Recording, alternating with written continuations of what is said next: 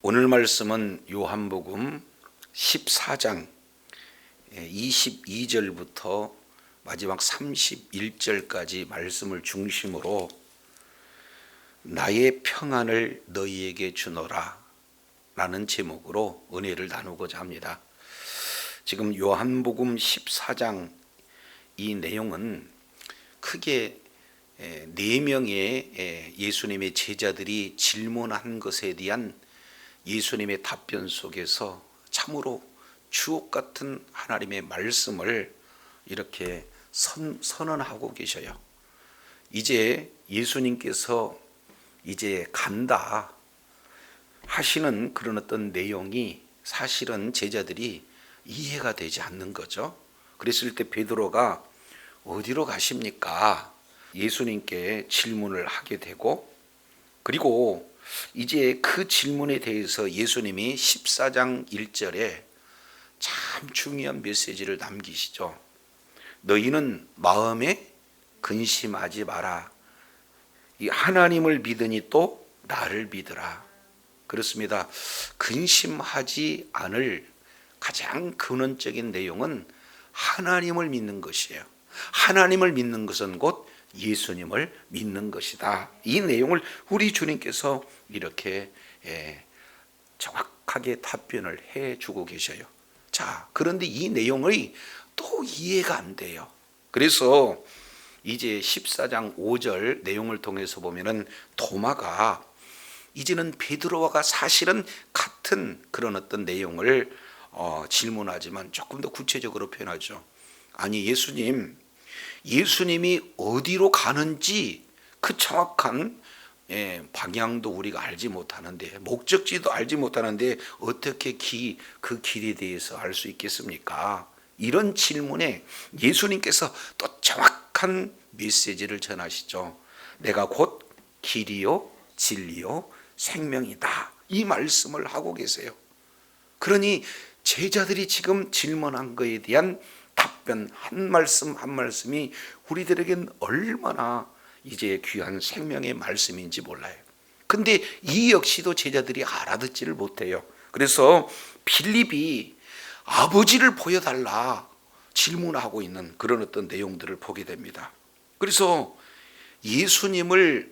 예수님께서 하신 일이 있어요. 그리고 예수님께서 하신 말씀들이 있어요. 그래서 내가 하는 일, 이 내용은 하나도 내가 하는 것이 아니고 하나도 내가 스스로 한 일이 없다.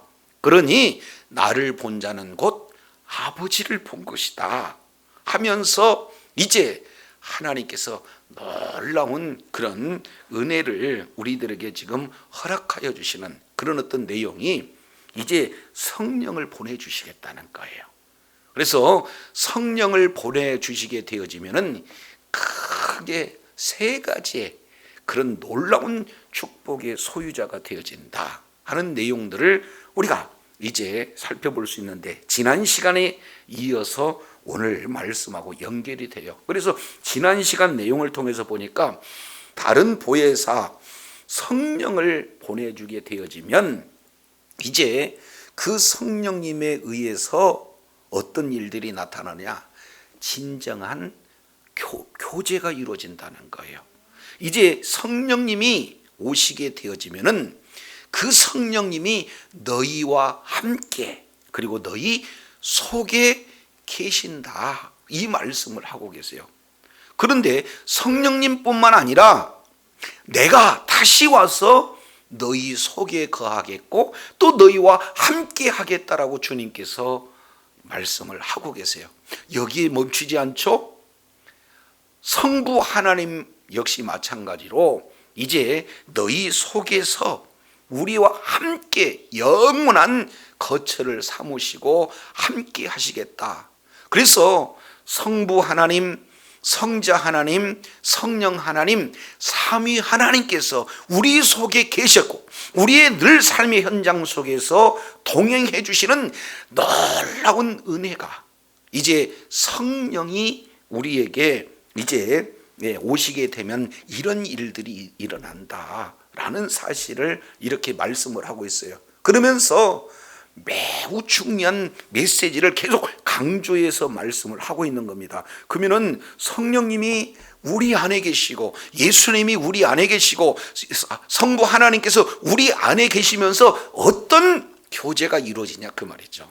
이것은요, 이 세상의 모든 일에 가장 기초가 되는 것이 무엇이냐? 사랑이다. 이 세상의 어떤 일의 원리가 무엇이냐? 사랑이다. 따라서 나를 사랑하는 자는 내 말을 지킬 것이다. 그리고 이제 나를 사랑하는 자는 아버지께 또 사랑을 받을 것이다. 그래서 이제 보혜사 성령님이 우리 안에 계시면 우리는 우리 힘으로 사랑할 수가 없어요. 우리 능력으로 사랑할 수가 없어요. 그러나 성령님께서 우리 안에 계셔서 사랑할 수 있는 마음도 주시고 사랑할 수 있는 힘도 주시고 그리고 그 사랑할 수 있는, 그래서 말씀을 깨닫고 그리고 말씀대로 살 수 있는 소원도 주셔서 말씀을 이루게 하신다라는 사실을 이렇게 말씀하고 있어요. 왜 그러느냐?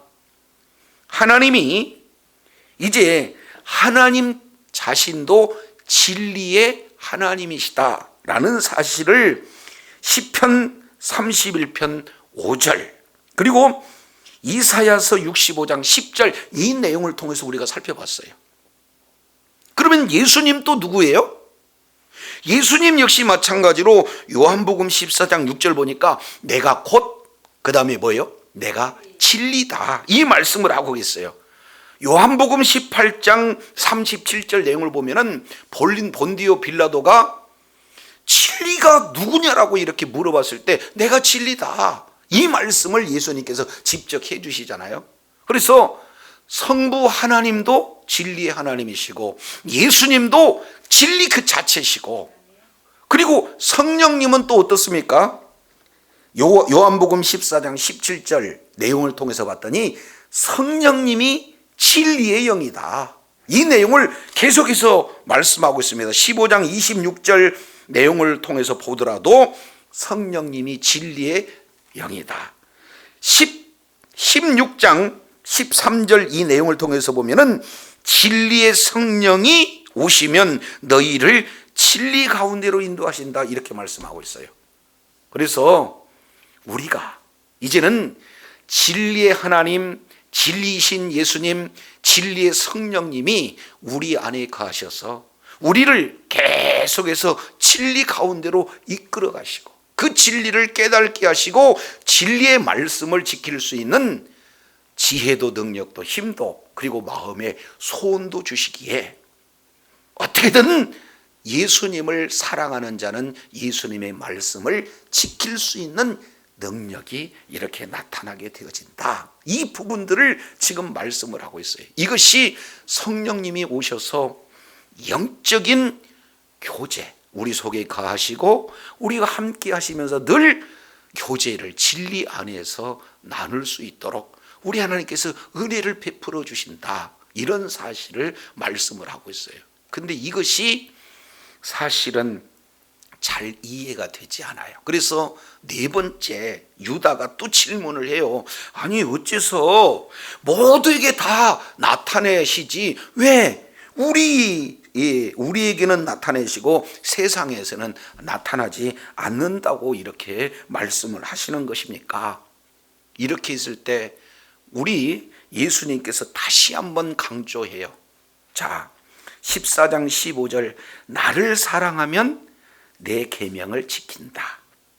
그리고 21절에도 내 계명을 가지고 지키는 자가 나를 사랑하는 것이다. 세 번째 23절에 나를 사랑하면 내 말을 지킨다. 이 내용을 계속해서 지금 반복해서 가르쳐주고 있는 것을 보게 됩니다. 예수님을 사랑하게 되어지면 예수님의 말씀을 지키게 되고 또 하나님이 그를 사랑해서 우리를 그에게 와서 거처를 그와 함께 하겠다. 이리 말씀을 하고 계세요. 이게 얼마나 중요한 내용인지 몰라요. 구약성경 이제 출애굽기 25장 이 내용을 통해서 보면은요, 이스라엘 백성들을 애굽에서 이끌어내시고 구원이죠. 그리고 구원받는 그들에게 성막을 짓게 하는 이유와 목적을 이제 뭐라고 표현하고 있습니까? 내가 너희와 거할 성소를 지어라. 우리 주님은요, 구원하는 것이 목적이 아니라 구원받는 이스라엘 백성들하고 함께 사시기를 원하는 게 하나님의 소원이에요. 자, 이 내용이 이제 출애굽기 29장 45절에서도 다시 한번 이제 반복하고 있죠. 나는 너희 속에서 거하고 싶다. 너희와 함께 거하고 싶다 하는 하나님의 마음을 그대로 이렇게 표출하고 있는 것을 보게 됩니다. 이것을 레위기서 26장 이제 율법 전체를 요약하죠. 그 내용 속에서 레위기서 26장 11절 그리고 12절에 다시 한번 너희와 거할 성소에 대한 내용들을 말씀을 하고 있어요.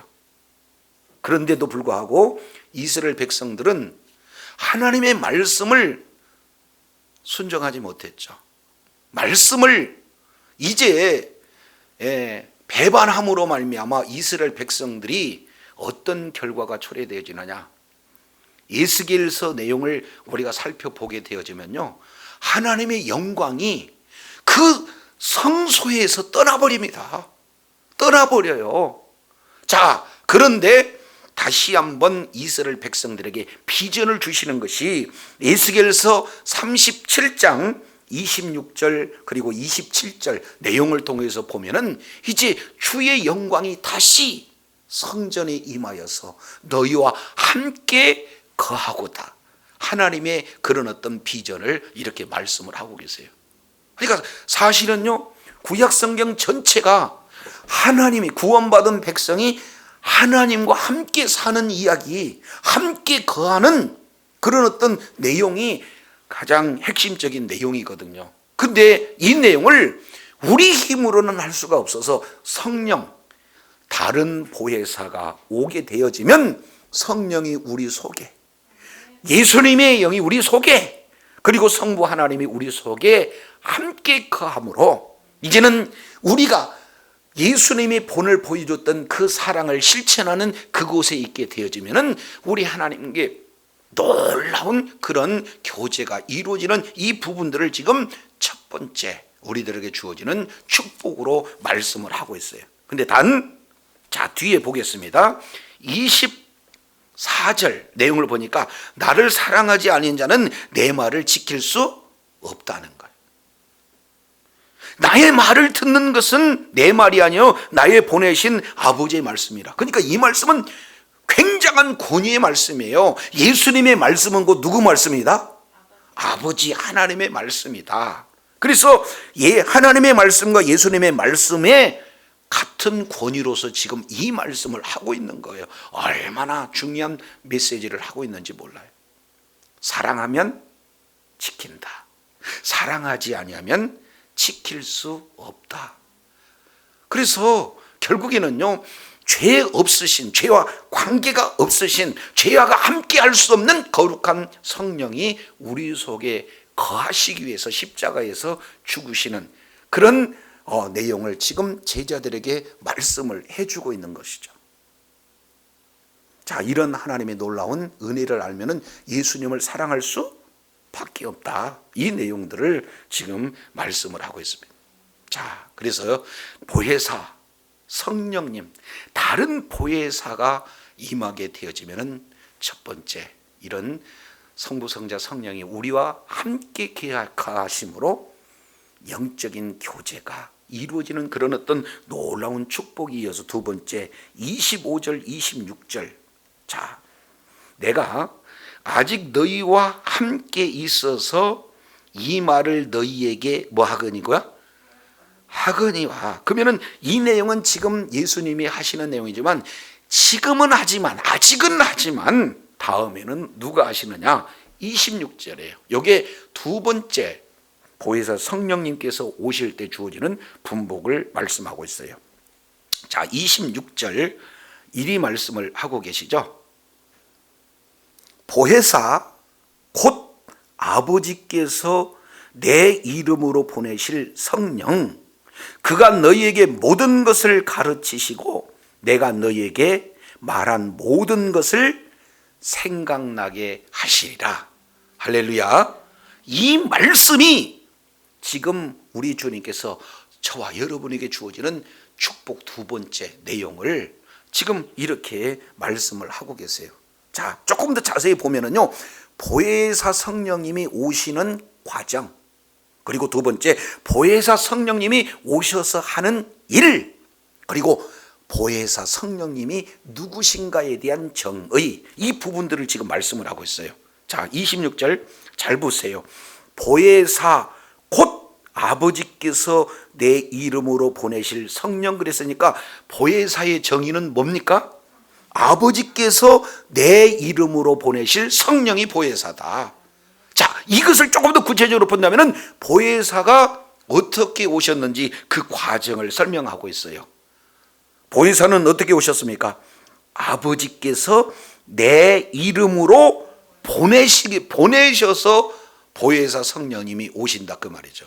여기 매우 중요한 내용이죠. 왜냐하면 예수님이 이 땅에 자의로 오신 게 아니라 아버지가 보내셔서, 그리고 그 보내신 것을 아버지의 뜻을 이루기 위해서 자발적으로 우리 주님이 오셨다, 그 말이죠. 이해가 되시죠? 근데 오실 때 성자 예수님께서는 성부 하나님의 이름을 가지고 오셨어요. 이 내용은 요한복음 5장 43절 그리고 요한복음 10장 25절 계속해서 반복하고 있죠. 그런데 똑같이 성령 하나님도 성자 예수님의 이름으로 오신다, 그 말이에요. 자, 그러면은 성령님이 이런 과정을 통해서 오시게 되면은 성령님이 하시는 사역이 어떤 내용인가? 자, 두 가지로 이렇게 표현하고 있죠. 첫 번째, 그가 너희에게 모든 것을 뭐 하신다는 거예요? 가르치신다. 예수님께서 함께 공생의 기간 동안에 여러 많은 교훈들을 가르치셨잖아요. 근데 이런 가르치신 내용 하나하나 제자들이 일부는 알아들을 수 있으나 다 알아들을 수가 없는 그런 어떤 부분이잖아요. 지금도 내 제자가 예수님이 말씀하시는데 못 알아듣는 거예요. 그지 않습니까? 그런데 왜 그래요? 네 명의 공통점은 모두가 다, 우리 주님은 하나님 나라의 그런 비전을 말씀을 하고 있는데 이들은 이 세상의 가치를 가지고 들으려고 하니까 안 들리는 거다, 그 말이죠. 그런데 예수님께서 하신 모든 말씀 한 말씀 한 말씀을 가르쳐 주신 분이 계시는데 그분이 누구세요? 성령님이 가르쳐 주셔요. 그래서 이제는 성령을 받지 아니하고는, 성령 충만하지 아니하고는 하나님의 말씀을 지킬 수 있어요, 없어요? 없어요. 그래서 정확하게 지킬 수 있도록 가르쳐 주시고, 지킬 수 있도록 깨닫게 해주시고, 지킬 수 있도록 힘 주시고, 지킬 수 있는 비전을 허락하여 주시기 때문에 우리가 하나님의 말씀을 지킬 수가 있는 거거든요. 그러면은 그 자체가 예수님을 사랑하는 거고 또 하나님께 사랑받는 것이고, 예수님께서 친히 오늘 또 우리들의 삶의 여정 속에서 나타내 주시고 영광을 받으시는 놀라운 역사가 이루어지게 되는 줄로 믿습니다. 그래서 내 이름으로 보내실 성령, 그가 너희에게 모든 것을 뭐 하시는 거예요? 가르쳐 주셔요. 믿습니까? 두 번째, 내가 너희에게 말한 모든 것을 뭐 하게 했다? 생각나게 하겠다. 이것은 깨닫게 해주시겠다. 머리가 좋아서 하나님 말씀을 깨달는 것이 아니라 성령님께서 가르쳐 주실 뿐만 아니라 그 가르쳐 주신 내용, 의미, 이런 내용 하나하나를 우리 성령님이 깨닫게 해주신다. 이 부분들을 말씀하고 있어요. 우리 속에 오셔서 우리와 교제할 뿐만 아니라 성령님은 이제 우리를 어디로 이끄셔요? 말씀으로 이끄셔요. 그리고 말씀을 가르쳐 주셔요. 그리고 말씀을 계속해서 뭐 하는 거예요? 생각나게 하시는 분이 바로 성령님인 줄로 믿습니다. 이것은 모든 영역입니다. 하나님의 말씀뿐만 아니라 이 영적인 어떤 세계, 그런 하나님의 창조 질서 속에 나타나는 모든 영역을 다 가르쳐 주세요. 그래서 이제는 실력자가 되어지고 하나님 앞에 존귀하게 쓸 수 있는 능력자가 되어지도록 우리 주님께서 계속해서 가르쳐 주시는데, 자 27절 이 내용은요, 세 번째 주어지는 내용이에요. 이게 뭐냐면 평안을 뭐한다? 너희에게 끼치노니, 곧 뭐예요? 나의 평안을 너희에게 주노라, 이렇게 표현하고 있습니다. 그리고 그 뒤에다가 내가 주는 평안, 내가 주는 것은 세상에 주는 것과 같지 아니하다. 그러니까 세상에서 주는 평안도 있어요. 그런데 예수님이 주신 평안하고는 같은 평안이 아니다. 예수님이 저와 여러분에게 주시고자 하는 평안은 나의 평안, 예수님의 평안을 저와 여러분에게 주시기를 원하세요. 이것이요, 이제 우리가 주님이 오시는 그날까지 늘 예수님은 내가 갔다, 그러나 다시 온다, 그 사이에 이제는 우리는 늘 눈 뜨면 근심, 눈 뜨면 또 근심, 눈 뜨면 더 큰 근심 가운데 있을 수 있는 그런 환경 속에서 사는데, 그런 속에서도 평안을 누릴 수 있는 핵심은 성령님께서 평안을 주신 예수님의 그 평안을 받았을 때 이제 원천적인 그런 뭡니까? 세상에 근심이 없어지게 되어지는 거예요. 뒤에 보세요. 너희는 마음에 근심하지도 말고 두려워하지도 말라. 이것이 요한복음 14장 1절에 마음에 근심하지 마라, 이것이 서론적인 내용이라면, 이 14장 27절에 나와 있는 마음에 근심하지 말라, 좀 더 나가서 두려워하지도 말라, 이것이 결론적인 그런 내용이에요. 그러니까 거저 마음에 근심하지 말라 해서 근심이 안 되는 게 아니죠. 내가 두려워하지 않으려고 노력해서 두려움이 떠난 것은 아니다, 그 말이죠. 그 사이에 성령님이 오셔서 교제하고, 성령님이 오셔서 가르쳐 주시고, 그리고 성령님이 오셔서 평안을 주시기 때문에 근원적인 뭐예요? 마음의 근심도 되어지지 않고 두려움도 이길 수 있는 어마어마한 은혜를, 이런 세 가지 축복을 우리 하나님께서 허락해 주신다, 이렇게 말씀하고 있어요. 자, 우리가 한번 생각해 보겠습니다. 이 세상에서 주시는 평안은 여러 가지가 많이 있어요. 그 중에 위험 속에서도 참 안정을 누리는 것도, 이것도 평안이에요. 그렇지 않습니까? 그리고 물질이 좀 부족한 것보다 좀 여유롭고 풍요로운 게 마음의 평안이 이루어질 수가 있어요. 그리고 또 건강하고 장수하고 하는 이런 어떤 내용들이 우리 마음의 평안이 있습니다. 더 나아가서 아예 사고 자체 없이 무사고로 지내는 이 자체가 사실은 세상에서 주는 그런 어떤 평안이죠. 이것도 참 귀한 거예요. 그잖아요. 근데 이 세상에서는 매번 그것을 목적으로 삼게 해요. 이 내용을 예레미야서, 이제 예레미야 6장 14절 내용을 보면은 거짓 선지자들이 평안하다 평안하다 계속해서 이 세상 가치로서의 평안을 주려고 우리들을 미혹하는 그런 내용들을 예레미야 선지자를 통해서 우리가 살펴볼 수가 있습니다. 자, 근데 예수님이 주시는 평안은 그런 평안이 아니다, 그 말이에요. 예수님의 주신 평안은요, 이 세상에 주는 평안하고는 전혀 본질적으로 차이 있는 평안이에요.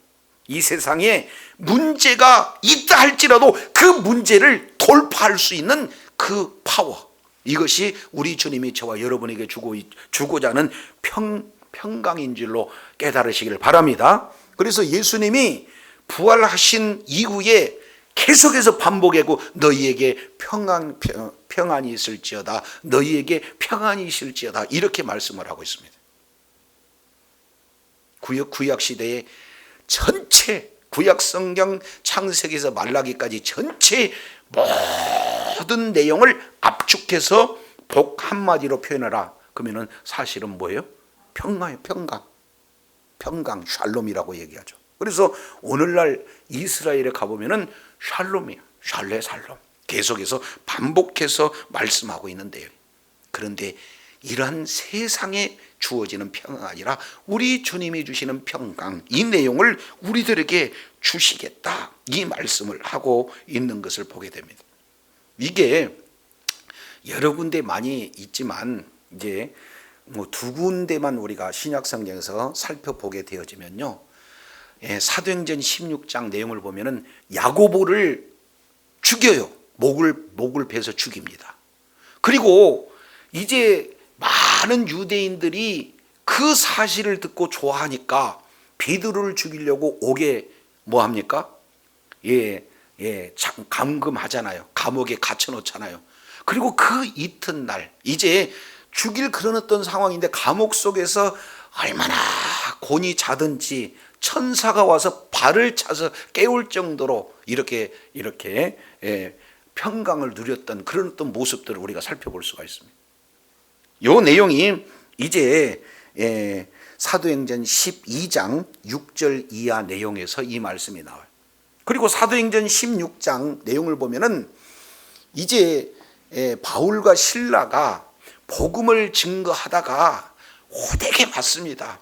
귀신 들린 여종을 풀어줬다고 해서, 고쳐줬다고 해서 그 여종에게 소망을 둔 그런 주인의 고발로 인해 가지고 모진 이제 매를 맞잖아요. 그리고 지하 감옥에 처져 있는 그 속에서도 찬송하며 기도했던, 세상에 주는 그런 평화하고 전혀 이제 차원이 다른 그런 평강을 누렸던 그런 내용들을 살펴볼 수 있습니다. 그 위에 여러 곳에 많이 있어요.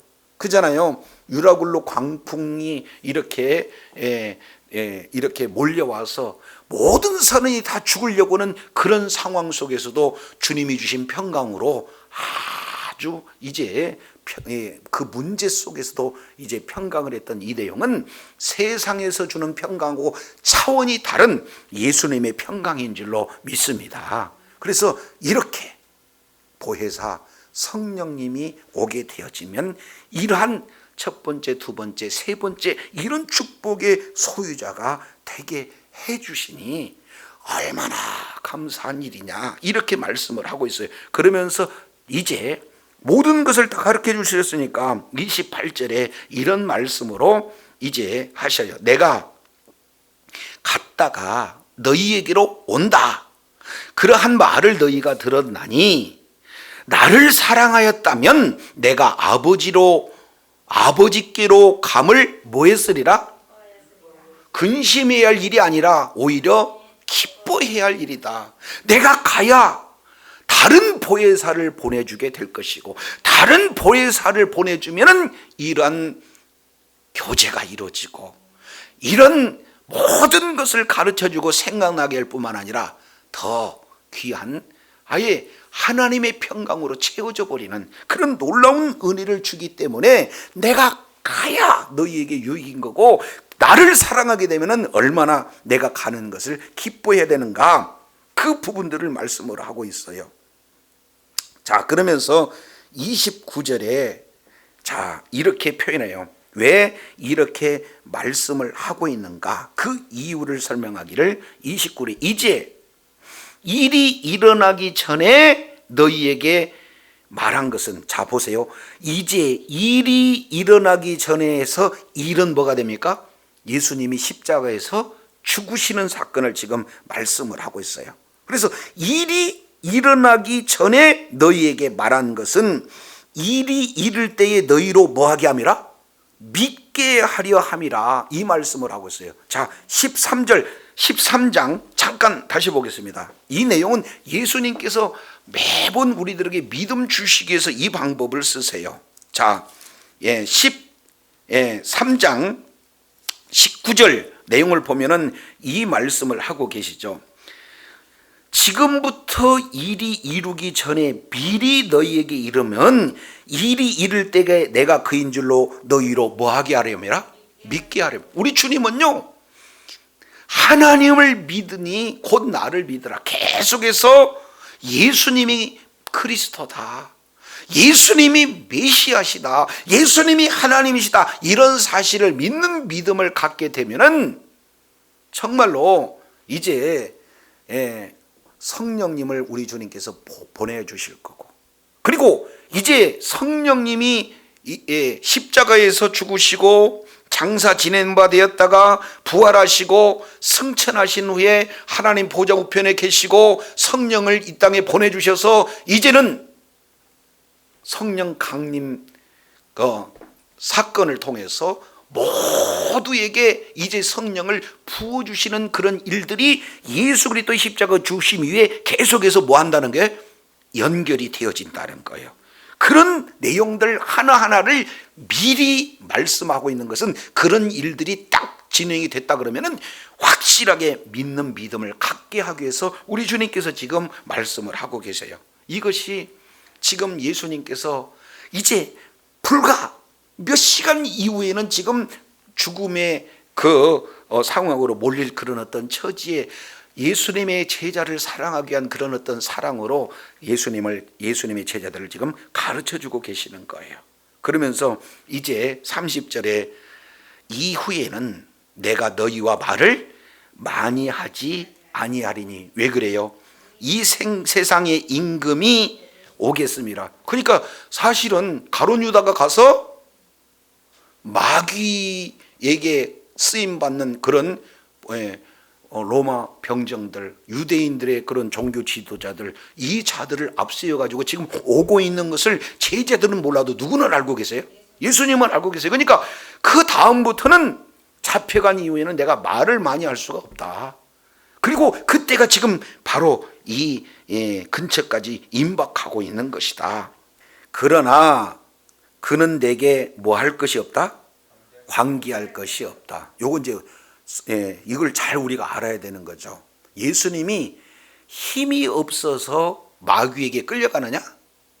마귀는요, 죄를 가지고 죽이는 그런 어떤 영이잖아요. 죄를 짓게 하고 죄의 싹슨 사망, 그러니까 그 사망의 주권자가 마귀예요. 그러면은 예수님이 십자가에서 죽는다는 것은 죄 때문에 죽는 건가요? 우리 하나님의 뜻을 이루기 위해서 예수님이 일시적으로 마귀에게 일들을 허용하시는 그런 어떤 내용이지, 그가 당연히 죄 때문에 와서 그에게 권한이 있어서 죽일 그런 어떤 내용이 아니다는 것을 정확하게 분명하게 말씀을 하고 계세요. 그러면서 우리가 오해할까봐 31절 보겠습니다. 오직 내가 아버지를 뭐 하는 것과 사랑하는 것과, 그러니까 십자가에서 이제 죽으시고 온 인류의 모든 죄를 짊어지고 십자가에서 그 모든 죄를 대속하시는 그 일은 뭐냐? 하나님을 사랑하기 때문에 이 일들을 하는 것이고, 두 번째, 아버지께서 명령하신 대로 행한다라는 사실, 이거예요. 나는 아버지를 사랑하고 아버지를 사랑하기 때문에 아버지의 말을 그대로 지키는 거죠. 아버지의 명령을 그대로 행하는 거죠. 이것이 십자가의 목적이다, 그 말이죠. 그래서 이런 사실을 세상 모두에게 이제 알게 한다. 아는 것이 곧 믿는 것이죠. 자, 이렇게 해서 지금 전 내용을 예수님의 제자들에게 말씀하시고, 자, 이제 일어나라, 여기를 떠나자, 이렇게 말씀을 하고 있습니다. 오늘 우리 주님께서 이제 말씀을 계속 제자들에게 진행하셨어요. 나는 예루살렘으로 올라가게 되어지면 이제 교권주의자들, 그런 종교 지도자들에 의해서 죽임을 당할 것이다. 그러나 그게 끝이 아니라 사흘 만에 다시 살아난다는 내용을 계속해서 말씀을 하시고, 이제 6월절 만찬 바로 제자들하고 나누시면서 이제 내가 간다, 내가 가는 그곳에 너희들이 오지 못할 것이다 하면서, 또 너희 중에 한 사람은 팔고 또 너희 중에 한 사람은 오히려 나를 이제 3번이나 부인하리라, 이런 내용을 도무지 알아들을 수가 없는 그런 상황이 되잖아요. 그랬을 때 제자들이 질문하고 예수님이 답변하시는 그런 내용 속에서 이제 우리 주님이 처음 시작도 근심하지 말라, 그리고 마지막도 근심하지 말라.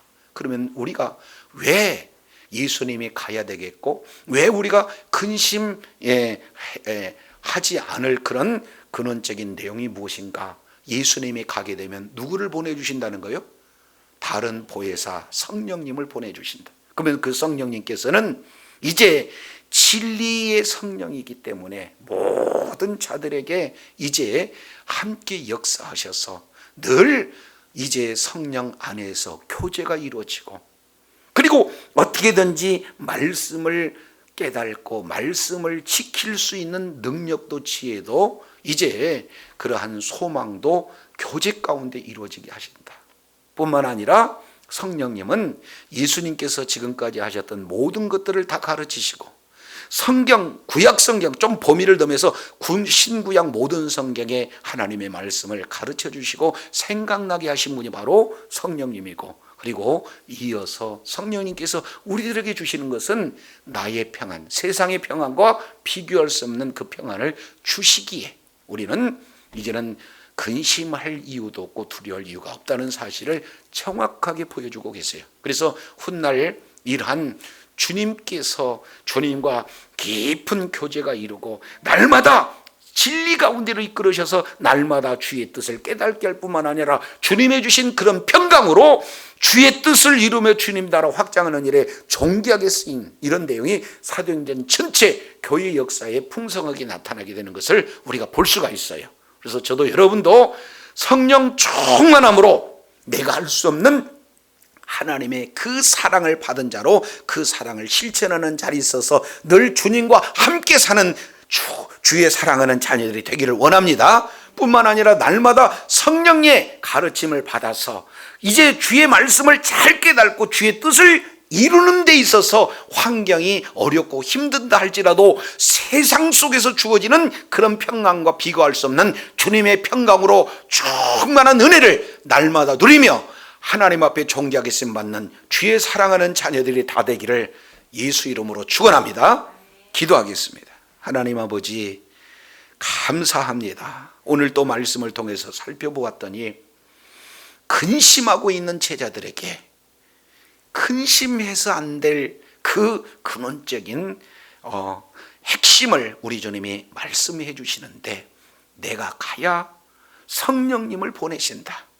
그러한 성령님은 진리의 성령이시기에 우리를 진리 가운데로 이끌어 주셔서 늘 진리 안에서 교제가 이루어지고 진리 안에서 하나님의 말씀을 우리는 지킬 수 없는 능력이지만 지킬 수 있는 힘도, 지킬 수 있도록 깨닫게도 지킬 수 있는 그런 소망과 비전도 허락하여 주셔서 이제 예수님의 그런 말씀을 가지고 지키는 그 자리에 있게 함으로 이제는 성부, 성자, 성령 하나님이 함께 와서 영원한 그렇던 교제 가운데 있게 해주시는 그런 성령님을 보내주신다. 그리고 그 성령님은 계속해서 이제 지금까지 했던 모든 내용들, 못 알아듣는 내용까지도 그 의미를 정확하게 깨닫게 하시고 기억나게 하시고 생각나게 하셔서 이제는 주님의 뜻이 무엇인지 분별하고 주의 뜻을 이루는 선한 그런 도구로 쓰임받게 될 것이다. 그러한 상황 속에서 이제는 우리 하나님이 허락하시고자 하는 그 참 평안과 안식, 그 평안의 분복의 소유자로 우리 주님께서 우뚝 세우시겠다 약속하였사온즉 날마다 성령 충만을 받아 이런 이제 성령께서 오시게 되어지는 세 가지 놀라운 분복의 소유자가 되어 하나님의 뜻을 이루고 하나님 앞에 존귀하겠음 받는 주의 사랑하는 자녀들 다 되게 하여 주옵소서. 우리 구주 예수님 이름으로 기도드립니다. 아멘.